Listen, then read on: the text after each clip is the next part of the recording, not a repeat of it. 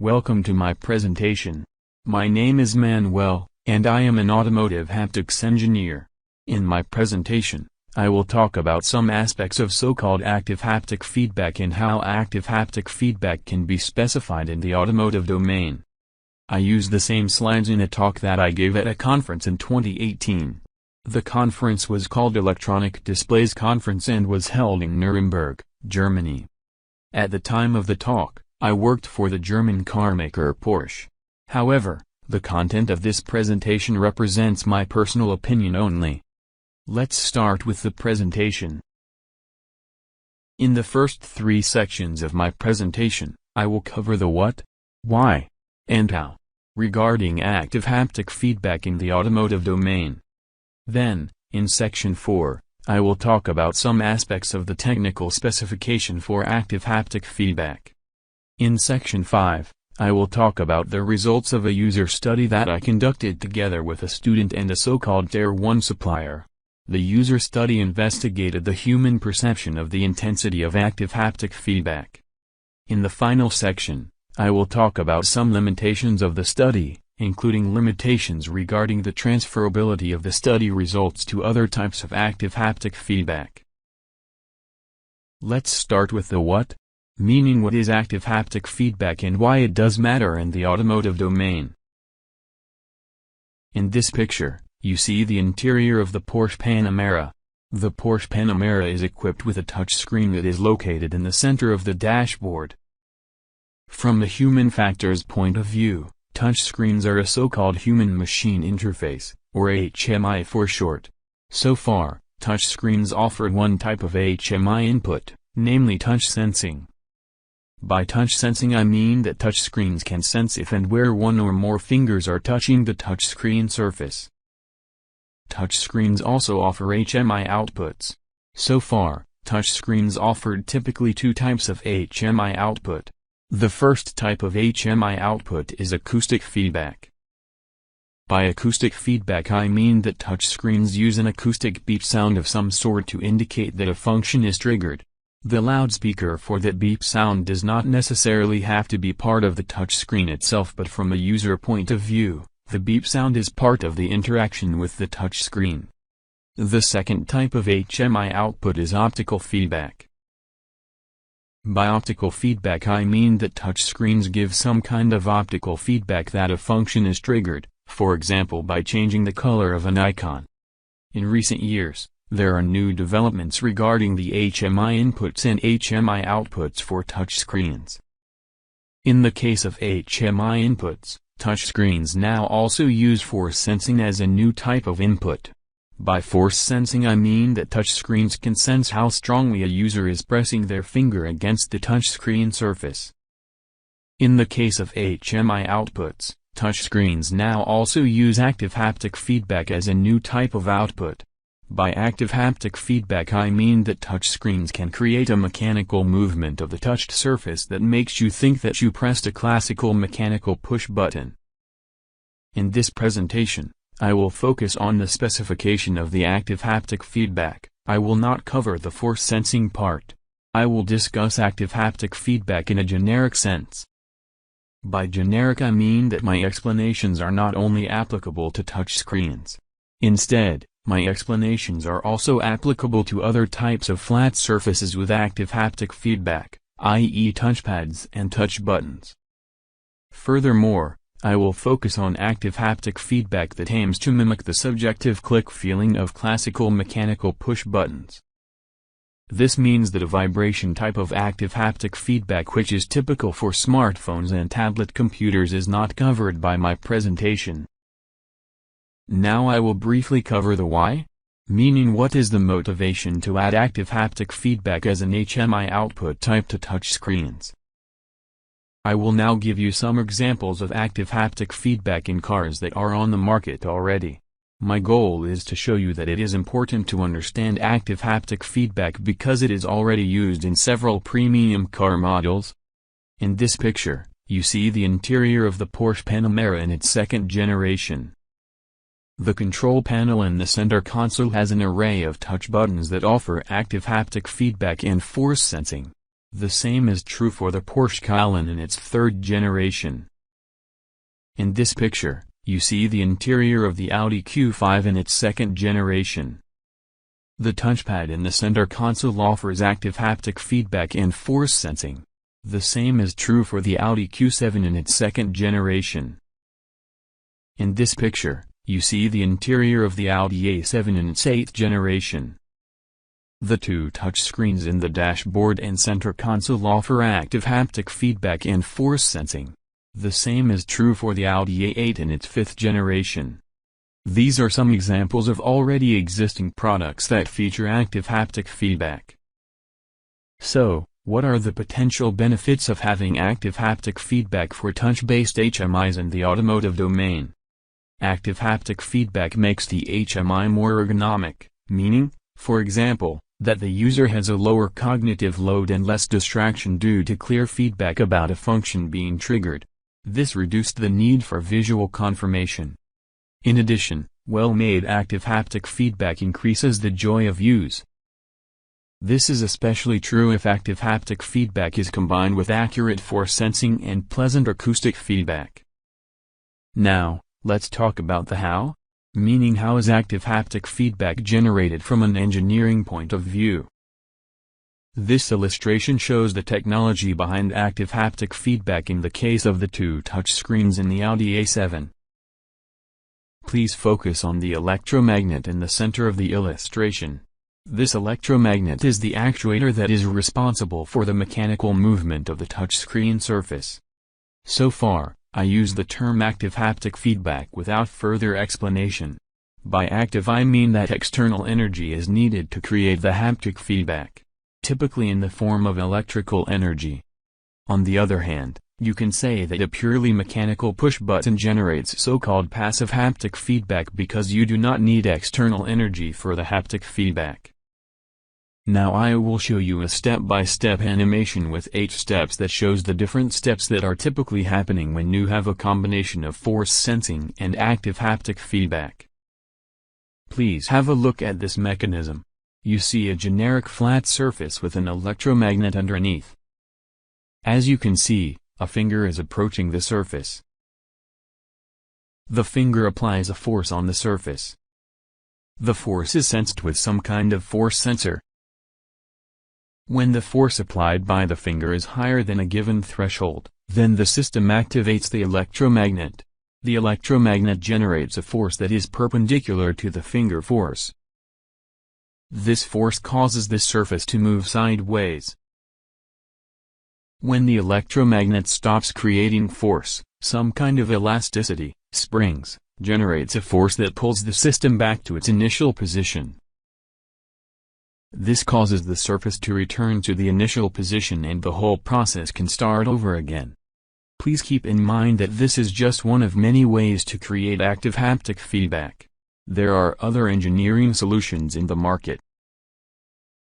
This slide shows an actual measurement of the movement of the surface of an HMI with active haptic feedback.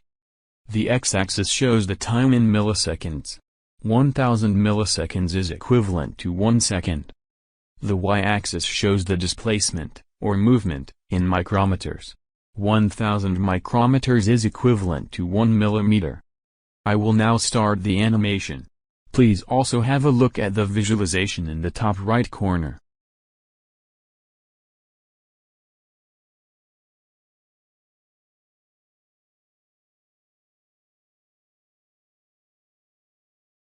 You can see that, in this example, the active haptic feedback mainly consists of a large peak displacement of about 120 micrometers followed by relatively small oscillations with an amplitude of below 20 micrometers.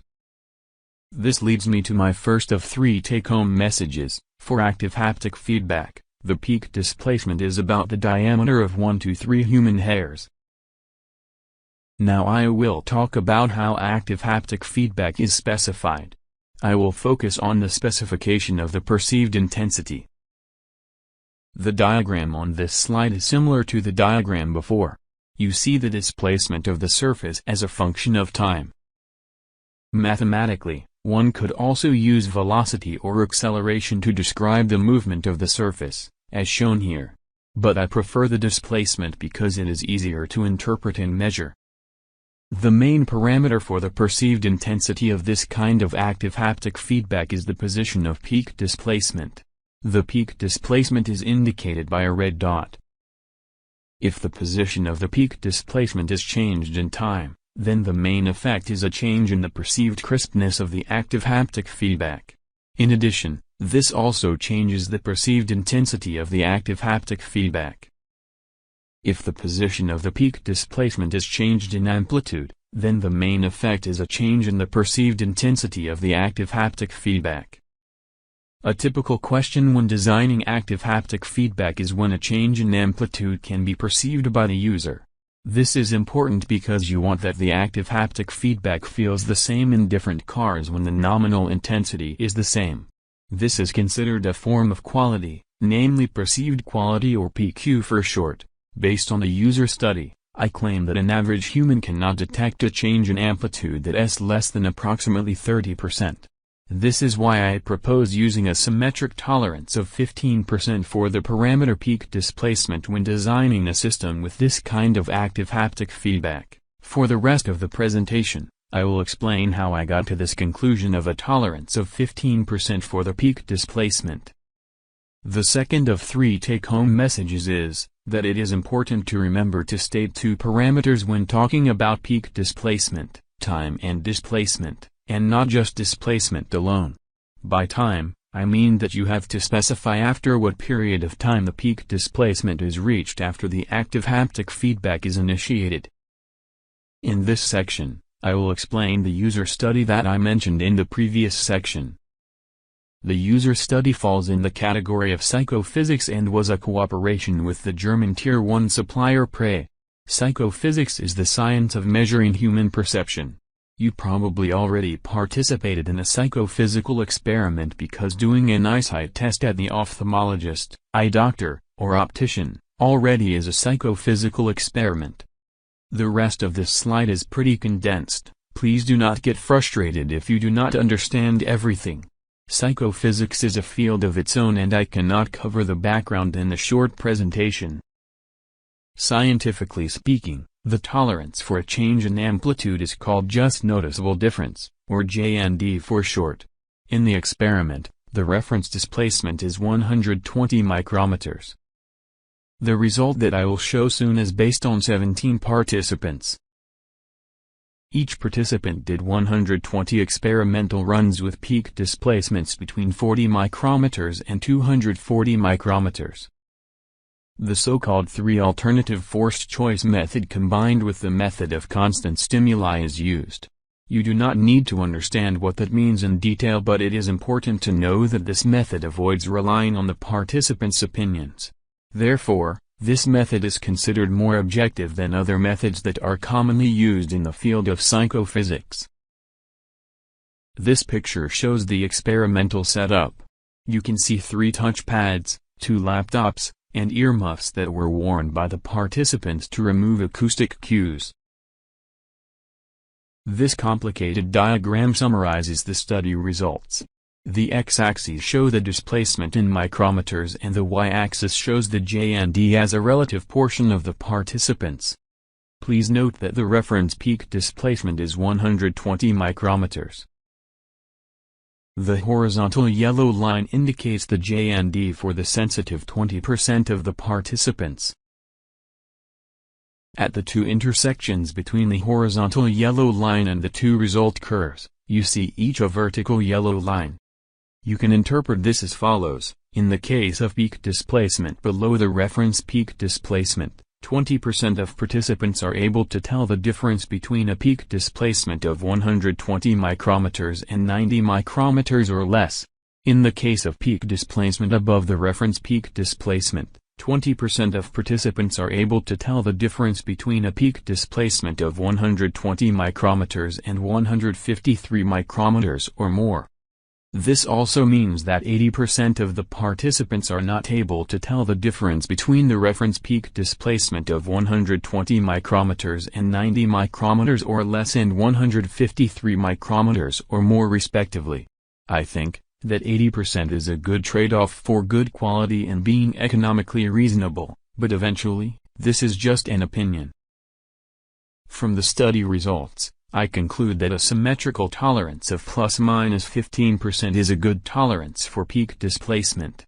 With this tolerance, you can assume that most of the customers will not be able to tell the difference between two systems with the same nominal peak displacement. A caveat is that this statement is only true if the real-world scenario is similar to the experimental conditions, meaning comparing two active haptic feedbacks within a short period of time without additional cues such as different click sounds. This brings me to the third and last take-home message. In psychophysics, you often have to deal with different definitions of parameters. In the case of the J&D, you have to know the corresponding so-called detection rate. In the experiment, a detection rate of 50% was used. It is important to always report such definitions, otherwise, it is difficult to compare study results that are based on different definitions of the same term. Again, I did not cover psychophysics in detail in this presentation, so don't worry if this particular take-home message doesn't make much sense to you at the moment. Let's wrap up the presentation with the last section, which addresses some limitations of the user study.